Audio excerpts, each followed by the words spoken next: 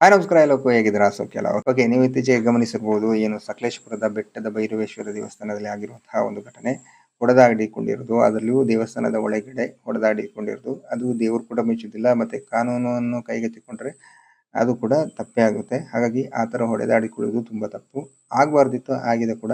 ಒಂದು ದೇವಸ್ಥಾನದ ಒಳಗಡೆ ಆ ಥರ ಹೊಡೆದಾಡಿಕೊಳ್ಳೋದು ಕೂಡ ತುಂಬಾ ತಪ್ಪಾಗ್ತದೆ. ಆದರೆ ನೀವು ವಿಡಿಯೋದಲ್ಲಿ ಗಮನಿಸಬಹುದು, ಏನು ಹೊಡೆದಾಡಿಕೊಂಡಿದ್ದಾರಲ್ಲ, ಅವರು ಹೊಡೆದಾಡಿಕೊಳ್ಳೋ ಮುಂಚೆ ಇಬ್ರು ಮಹಿಳೆಯರು, ಇಬ್ರು ಪುರುಷರು ನಾರ್ಮಲ್ ದೇವಸ್ಥಾನಕ್ಕೆ ಬರುವ ರೀತಿಯಲ್ಲೇ ಬಂದಿದ್ರು. ಬಟ್ ನಾವು ಕೂಡ ಏನು ಫೋಟೋಗ್ರಾಫರ್ಸ್ ಆಗಿರ್ಬೋದು ಅಥವಾ ನಾವು ಟೂರಿಸ್ಟ್ನವರು ಹೀಗೆ ಒಂದು ದೇವಸ್ಥಾನಕ್ಕೆ ಹೋದಾಗ ನಾವು ಕೂಡ ಸ್ವಲ್ಪ ಗಮನಿಸಬೇಕು. ನಾನು ಕೂಡ ಇತ್ತೀಚೆಗೆ ಅದೇ ದೇವಸ್ಥಾನಕ್ಕೆ ಹೋಗಿದ್ದೆ. ಹೋಗಿ ಅದರ ವಿಡಿಯೋವನ್ನೆಲ್ಲ ನನ್ನ ಯೂಟ್ಯೂಬ್ ಚಾನಲಲ್ಲಿ ಹಾಕಿದ್ದೆ. ಅದರಲ್ಲಿ ಕೂಡ ನೀವು ಗಮನಿಸಬಹುದು, ಏನು ಅಂತ ಹೇಳಿದ್ರೆ, ಏನು ಹೊರಗಡೆಯಿಂದ ಬರ್ತಾರಲ್ಲ, ಏನು ದೇವರ ಪೂಜೆ ಮಾಡೋಕೆ ಮೆಟ್ಟಿಲಲ್ಲಿ ಹೋಗ್ತಾರಲ್ಲ ಭಟ್ರುಗಳು, ಅಥವಾ ಏನು ಪೂಜೆ ಮಾಡೋಕ್ಕೆ ಪೂಜಾರಿಯವರು ಹೋಗ್ತಾರಲ್ಲ, ಆ ಮೆಟ್ಟಿಲಿನ ಮೇಲ್ಗಡೆ ಹೋಗಿ ಕೂತು ಫೋಟೋ ತೆಗೆಯುವುದನ್ನೆಲ್ಲ ಗಮನಿಸಿದೆ ನಾನು. ನಾವು ಕೂಡ ಹೇಳಿದ್ವಿ, ನಾನು ಮತ್ತೆ ಇನ್ನು ಅದೀಪ ಬ್ಲಾಗ್ ಎಲ್ಲ ಒಟ್ಟಿಗೆ ಹೋಗಿದ್ದು. ನಾವು ಕೂಡ ಹೇಳಿದ್ವಿ ಅಲ್ಲಿ ಅದರ ಮೇಲೆ ಹೋಗ್ಲಿಕ್ಕಿಲ್ಲ, ಅದು ತಪ್ಪಾಗ್ತದೆ, ಅಲ್ಲಿ ಹೋಗಬಾರ್ದು ಅಂತ. ಆಮೇಲೆ ಅವರು ಕೆಳಗಡೆ ಇಳಿದು ಬಂದರು. ಒಂದು ಏನು ಅಂತ ಹೇಳಿದ್ರೆ, ಅಲ್ಲಿ ಹೌದು ಆಡಳಿತ ಮಂಡಳಿಯವರು ಏನು ಸೂಚನಾ ಫಲಕ ಹಾಕಿಲ್ವಾ ಅಥವಾ ಸೆಕ್ಯೂರಿಟಿ ಮಾಡಲಿಲ್ಲ, ಅದು ಕೂಡ ಅದು ಆಡಳಿತ ಮಂಡಳಿ ನೋಡ್ಕೊಳ್ಬೇಕು. ಬಟ್ ನಾವು ಕೂಡ ಹೀಗೆ ದೇವಸ್ಥಾನಕ್ಕೆ ಹೋಗೋರು ಕೂಡ ಸ್ವಲ್ಪ ಯೋಚನೆ ಮಾಡಬೇಕು. ಒಂದು ಊರಿಗೆ ಹೋದಾಗ ಆ ಊರಿನವ್ರ ಜೊತೆ ನೀನೇನು ಮಾಡ್ತೀಯಪ್ಪ, ನೋಡ್ಕೊಳ್ತೇನೆ ಅಂತ ಹೇಳಿದರೆ, ಹೊಡೆದಾಡೋದು ಅದು ಎಲ್ಲೋ ಕಾನೂನು ಪ್ರಕಾರವಾಗಿ ತಪ್ಪೇ. ಬಟ್ ಬೇಸಿಕಲ್ಲಿ ಈಗ ನಮ್ಮ ಊರಿಗೆ ಬಂದು ಏನಾದರೂ ಬಂದು ನೀನೇನು ಮಾಡ್ತೀಯ ನೋಡು ಅಂತ ಹೇಳಿದರೆ ಯಾವನಾದರೂ ಬಿಡ್ತಾರಾ? ಇಲ್ಲ, ಅಲ್ಲಿ ಗಲಾಟೆ ಆಗೇ ಆಗ್ತದೆ. ನಾವು ಕೂಡ ಫೋಟೋಗ್ರಾಫರ್ಸ್ ಆಗಿರ್ಬೋದು ಅಥವಾ ನಾವು ಹೋಗೋರು ಕೂಡ ಸ್ವಲ್ಪ ಯೋಚನೆ ಮಾಡಬೇಕು. ಮತ್ತು ಅಲ್ಲಿ ಗಮನಿಸ್ಬೋದು, ಆಲ್ಮೋಸ್ಟ್ ಈಗ ವೆಡ್ಡಿಂಗ್ ಆಗಿರ್ಬೋದು ಅಥವಾ ರೀಲ್ಸ್ ಮಾಡೋರೇ ತುಂಬ ಜಾಸ್ತಿ ಆಗ್ತದೆ.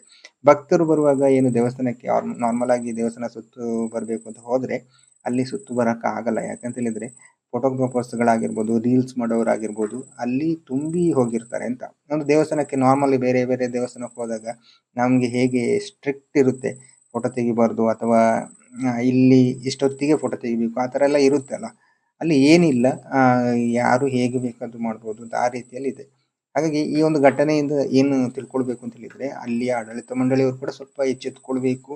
ಅಲ್ಲಿ ಕ್ಲಿಯರ್ ಕಟ್ ಆಗಿ ಇರಬೇಕು ವ್ಯವಸ್ಥೆಗಳು ಕೂಡ. ಅಲ್ಲಿ ನಾವು ಗಮನಿಸಿದ ಹಾಗೆ ಟಾಯ್ಲೆಟ್, ಬಾತ್ರೂಮ್ ವ್ಯವಸ್ಥೆ ಎಲ್ಲ ತುಂಬ ಹದಗೆಟ್ಟಿದೆ. ಬಟ್ ನಾವು ಈಗ ಟೂರಿಸ್ಟ್ನವರಾಗಿ ಹೋದಾಗ ನಾವು ಸ್ವಲ್ಪ ಗಮನಿಸಬೇಕು. ನೀವೊಂದು ವಿಡಿಯೋ ಹಾಕ್ತೇನೆ ನೋಡಿ, ಯಾವ ರೀತಿ ಎಲ್ಲ ನಡ್ಕೊಳ್ತಾರೆ ಅಂತ ಹೇಳುವಂಥದ್ದನ್ನು ನಾವು ಕೂಡ ಗಮನಿಸ್ತಾ ಇದ್ದೇವೆ. ಆ ವಿಡಿಯೋದಲ್ಲಿ ನೋಡಿ ಗಮನಿಸಿ, ಎಲ್ಲರೂ ಚಪ್ಪಲಿಯನ್ನು ಹಾಕೊಂಡು ಬರ್ತಾರೆ, ಎಲ್ಲರೂ ಆ ದೇವಸ್ಥಾನದಲ್ಲಿ ಅಲ್ಲಿ ಒಂದು ಡ್ರೆಸ್ ಸೆನ್ಸ್ ಇಲ್ಲ, ಏನಿಲ್ಲ. ಈಗ ಫೋಟೋಗ್ರಾಫರ್ ಅವರನ್ನು ಕೂಡ ಗಮನಿಸಿ, ನೀವು ಚಡ್ಡಿ ಹಾಕೊಂಡು ಹೋಗ್ತಾರೆ. ಆ ರೀತಿಯೆಲ್ಲ ಉಂಟು. ಒಂದು ದೇವಸ್ಥಾನಕ್ಕೆ ಹೋದಾಗ ನಾವು ಹೇಗೆ ಹೋಗಬೇಕು? ಹೌದು, ಒಂದು ಶುಭ ಕಾರ್ಯದ ಏನು ಮೆಮೊರಿಯನ್ನು ಫೋಟೋ ತೆಗೆಯುವಾಗ ಅವ್ರು ತುಂಬ ಮುಖ್ಯ ಆಗ್ತದೆ. ಏನು ಆ ಒಂದು ನೆನಪಿಗೆ ಬೇಕಾಗ್ತದಲ್ಲ, ಫೋಟೋಗ್ರಾಫರ್ಸ್ ಎಲ್ಲರೂ ಕೂಡ ಬೇಕು. ಬಟ್ ನಮ್ಮ ಆಚಾರ ವಿಚಾರ ಸಂಸ್ಕೃತಿ ಎಲ್ಲವೂ ಮುಖ್ಯ ಆಗ್ತದಲ್ಲ, ನಾವು ಅದನ್ನೆಲ್ಲ ಮೀರಿ ಹೋಗೋದು ಅದು ಕೂಡ ತುಂಬ ತಪ್ಪಾಗ್ತದೆ. ಮತ್ತೆ ಈಗ ಸ್ಲಿಪ್ಪರ್ ಹಾಕೊಂಡು ಹೋಗೋದು, ಈಗ ಬೇರೆಯವ್ರು ಹಾಕೊಂಡು ಹೋಗಿದ್ದು ಬಂದು ಹೇಳ್ಬೋದಲ್ವಾ. ಈಗ ನಾವು ಫೋಟೋಗ್ರಾಫರ್ಸ್ಗಳು ಫೋಟೋ ತೆಗಿಯೋಕೆ ಹೋದಾಗ ಫೋಟೋ ತೆಗಿಯೋಕೆ ಬಿಡೋದೇ ದೊಡ್ಡ ಇದು ನೋಡಿ. ಈಗ ಯಾರಾದರೂ ಆ ಥರ ನಡ್ಕೊಂಡಾಗ ಎಲ್ಲರೂ ಕೂಡ ಅದನ್ನು ಗಮನಿಸ್ತಾ ಹೋಗ್ತಾ ಇರಬೇಕು. ಮತ್ತು ಅಲ್ಲಿನ ಆಡಳಿತ ಮಂಡಳಿಯವರು ಕೂಡ ಸ್ವಲ್ಪ ಅದರ ಬಗ್ಗೆ ಗಮನ ಕೊಡಬೇಕಿತ್ತು ಅಂತ ನನಗೆ ಕೂಡ ಅನ್ನಿಸ್ತು.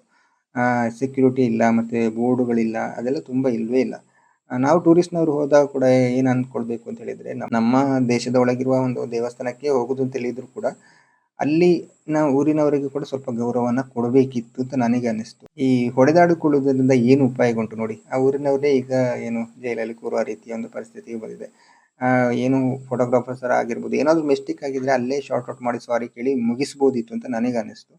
ಮತ್ತು ಆ ದೇವಸ್ಥಾನದ ಒಳಗಡೆ ಹೊಡೆದಿದ್ದು ಅಥವಾ ಏನು ಜಗಳ ಆಡಿಕೊಂಡಿದ್ದು ಅದು ಕೂಡ ತುಂಬ ತಪ್ಪು. ದೇವರು ಕೂಡ ಮೆಚ್ಚದಂತಹ ಒಂದು ಕಾರ್ಯವನ್ನು ಮಾಡಿದ್ದಾರೆ. ಬಟ್ ಏನೇ ಆದರೂ ಕೂಡ ನಾವು ಮಾನವೀಯತೆ ದೃಷ್ಟಿಯಿಂದ ಅಥವಾ ನಾವು ಮನುಷ್ಯರಾಗಿ ನೋಡಿದಾಗ ಒಂದು ದೇವಸ್ಥಾನಕ್ಕೆ ಹೋಗುವಾಗ ಒಂದು ಅದರದ್ದೇ ಆದಂಥ ಕ್ರಮ ಇದೆ, ಅದರದ್ದೇ ಆದ ಒಂದು ರೀತಿ ಇದೆ.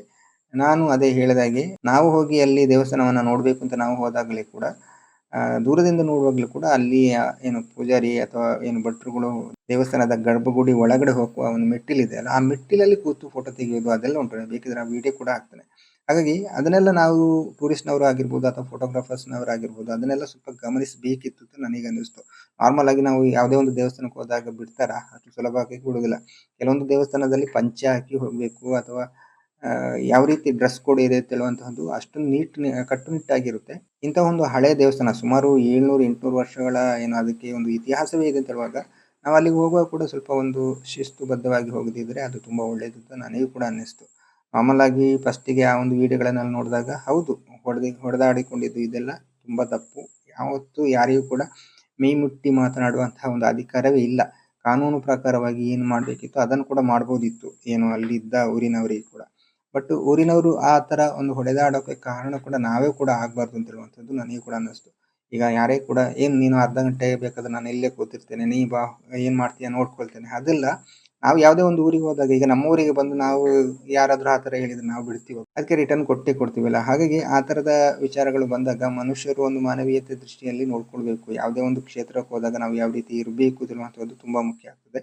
ನೀವು ಗಮನಿಸಿ, ಒಂದು ವಿಡಿಯೋ ಹಾಕ್ತೇನೆ, ಅದ್ರ ಹತ್ತಿರವೇ ಚಪ್ಪಲಿ ಹಾಕೊಂಡು, ಅದರ ಹತ್ತಿರವೇ ಆ ತರ ಮೆಟ್ಕೊಂಡು, ಏನೊಂದು ಗರ್ಭಗುಡಿ ಅಂತ ಉಂಟು, ಅದಕ್ಕೊಂದು ರೆಸ್ಪೆಕ್ಟ್ ಇಲ್ವಾ ಅಥವಾ ಒಂದು ಗೌರವ ಇಲ್ವಾ, ಅದನ್ನೆಲ್ಲ ನಾವು ಗಮನಿಸಬೇಕು. ಯಾರೇ ಆದ್ರೂ ಕೂಡ ಈಗ ಭಕ್ತರಿಗಿಂತ ಜಾಸ್ತಿ ಅಲ್ಲಿ ಫೋಟೋ ತೆಗೆಯುವುದೇ ಅಥವಾ ರೀಲ್ಸ್ ಮಾಡುವುದೇ ಇದೇ ಆಗಿದ್ರೆ, ಮತ್ತೆ ಅದು ಅದು ಏನು ಒಂದು ರೀಲ್ಸ್ ಮಾಡುವ ಜಾಗವ ಅಥವಾ ಒಂದು ಫೋಟೋ ತೆಗೆಯುವ ಜಾಗವ, ಅದನ್ನೆಲ್ಲ ಅಲ್ಲಿ ಆಡಳಿತ ಮಂಡಳಿ ಆಗಿರ್ಬೋದು ಅಥವಾ ಏನು ಸಂಬಂಧಿಕರು ಅದನ್ನೆಲ್ಲ ಗಮನಿಸುವೇ ಇಲ್ವಾ ಅಂತ. ಅಂದ್ರೆ ಅಷ್ಟೊಂದು ಹಳೆಯ ಕಟ್ಟಡ ಅಥವಾ ಅಷ್ಟೊಂದು ಹಳೆಯ ದೇವಸ್ಥಾನ ಅಂತ ಆದಾಗ ಅದಕ್ಕೆ ಅದರದೇ ಆದ ಮಹತ್ವ ಇದೆ, ಕಾರಣಕ್ಕೆ ಇದೆ, ಅಷ್ಟೊಂದು ಪವರ್ಫುಲ್ ಶಕ್ತಿ ಕೂಡ ಇರುತ್ತೆ. ಹಾಗಾಗಿ ಅಂತಹ ದೇವಸ್ಥಾನವನ್ನ ಅದರ ಶಕ್ತಿಯನ್ನ ಹಾಗೆ ಉಳಿಸ್ಕೊಂಡು ಹೋಗುವುದು ಅಲ್ಲಿಯ ಒಂದು ಆಡಳಿತ ಮಂಡಳಿಯ ಒಂದು ಜವಾಬ್ದಾರಿ ಕೂಡ ಆಗಿರುತ್ತೆ.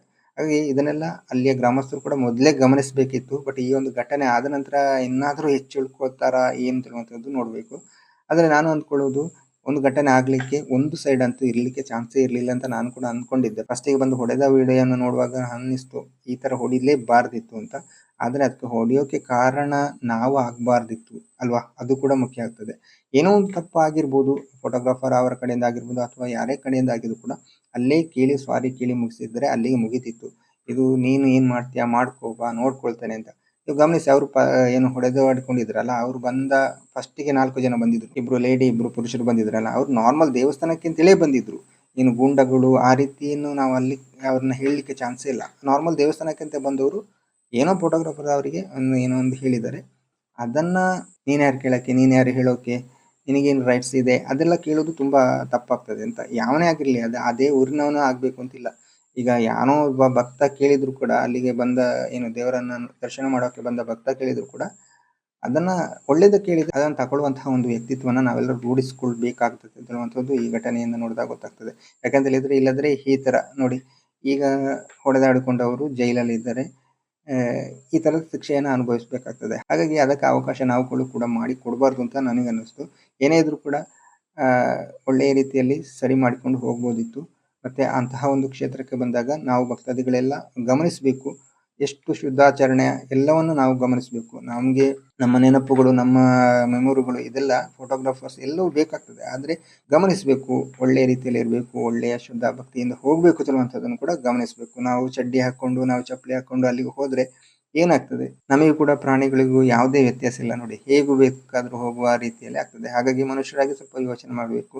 ನಾವು ಕೂಡ ಒಂದು ದೇವಸ್ಥಾನಕ್ಕೆ ಹೋದಾಗ ಅಥವಾ ಒಂದು ಕ್ಷೇತ್ರಕ್ಕೆ ಹೋದಾಗ ಅಲ್ಲಿ ಆಚಾರ ವಿಚಾರಗಳನ್ನ, ಅಲ್ಲಿ ಆಡಳಿತ ಮಂಡಳಿ ಯಾವ ರೀತಿ ನಡೆಸ್ಕೊಂಡು ಹೋಗ್ತಾ ಇದೆ ಅದು ಸೆಕೆಂಡ್ರಿ. ಬಟ್ ನಾವೊಂದು ಕ್ಷೇತ್ರಕ್ಕೆ ಭಕ್ತಿಯಿಂದ ಹೋಗುವಾಗ ಅದರ ನಮ್ಮಲ್ಲಿರುವ ಒಂದು ಒಳ್ಳೆಯತನವನ್ನ, ನಮ್ಮಲ್ಲಿರುವ ಒಂದು ಭಕ್ತಿಯನ್ನ ಒಳ್ಳೆ ರೀತಿಯಲ್ಲಿ ತೋರಿಸಿಕೊಂಡು ಹೋಗ್ಬೇಕು ಅನ್ನುವಂಥದ್ದು ನನಗೆ ಕೂಡ ಅನ್ನಿಸ್ತು. ನಿಮ್ಗೆ ಏನು ಅನ್ನಿಸ್ತಿಲ್ಲ ಅಂತ ಕಮೆಂಟ್ ಮಾಡಿ. ನನಗೆ ಅನ್ನಿಸ್ತು, ಅಂದ್ರೆ ಈ ಒಂದು ವಿಡಿಯೋಗಳನ್ನೆಲ್ಲ ನೋಡಿ ನಾನು ಕೂಡ ಇತ್ತೀಚೆಗೆ ಅದರ ಒಂದು 2-3 ದಿವಸದ ಹಿಂದೆ ಅಲ್ಲಿ ದೇವಸ್ಥಾನಕ್ಕೆ ಹೋದಂತಹ ವಿಡಿಯೋನ ನಾನು ಯೂಟ್ಯೂಬಿಗೆ ಕೂಡ ಹಾಕಿದ್ದೆ. ನಾನು ಆ ವಿಡಿಯೋದಲ್ಲಿ ಕೂಡ 1-2 ಜನನ ಗಮನಿಸಿದ್ದೆ. ಅದೇ ಏನು ಬ್ರಾಹ್ಮಣರು ಅಂದ್ರೆ ಭಟ್ರುಗಳು ಹೋಗುವಂತಹ ಒಂದು ಏನು ಗರ್ಭಗುಡಿಗೆ ಹೋಗುವಂತಹ ಒಂದು ಮೆಟ್ಟಿಲಿನ ಮೇಲೆ ಕೂತು ಫೋಟೋ ತೆಗೆಯುವುದು ಇದೆಲ್ಲ ಮಾಡ್ತಿದ್ರು. ನಾವು ಕೂಡ ಹೇಳಿದ್ವಿ ಅಲ್ಲಿ ಎಲ್ಲ ಕೂದಲಿಕ್ಕಿಲ್ಲ, ಅದು ತಪ್ಪಾಗ್ತದೆ ಅಂತ. ಹಾಗಾಗಿ ಆ ಒಂದು ಶಿಸ್ತು, ಆ ಒಂದು ಅಲ್ಲಿ ಒಂದು ಸೆಕ್ಯೂರಿಟಿ ವ್ಯವಸ್ಥೆ ಎಲ್ಲ ಇದ್ದಿದ್ರೆ ಈ ತರ ಒಂದು ಘಟನೆ ಆಗ್ತಾ ಇರ್ಲಿಲ್ಲ ಅಂತ ಕೂಡ ನನಗೆ ಅನ್ನಿಸ್ತು. ನಿಮಗೆ ಏನ್ ಅನ್ನಿಸ್ತಿಲ್ವಂತದನ್ನ ಕಮೆಂಟ್ ಹಾಕಿ. ಈ ತರಹದ ಘಟನೆಗಳು ಆಗದೆ ಇರಲಿ. ನೋಡಿ, ಯಾರ್ಯಾರು ಈಗ ಗುಂಡಾಗಿರಿ ಆ ತರದ ಪಟ್ಟವನ್ನೆಲ್ಲ ಕಟ್ಕೊಳ್ಬೇಕಾಗ್ತದೆ, ಮತ್ತೆ ಯಾರ್ಯಾರು ಜೈಲಿಗೆ ಹೋಗ್ಬೇಕಾಗ್ತದೆ. ಈ ತರದ ಸಿಚುವೇಶನ್ಗಳು ಆದಾಗ ಮುಂದೆಗೆ ಈ ತರದೆಲ್ಲ ಆಗದೆ ಇರ್ಲಿ ಅಂತ ಹೇಳ್ತಾ ಈ ವಿಡಿಯೋನಲ್ಲಿ ಏನಿಸ್ತದೆ, ನಿಮ್ಗೆ ಏನ್ ಅನಿಸ್ತಿಲ್ವ ಅಂತ ಅದನ್ನ ಕಮೆಂಟ್ ಮಾಡಿ.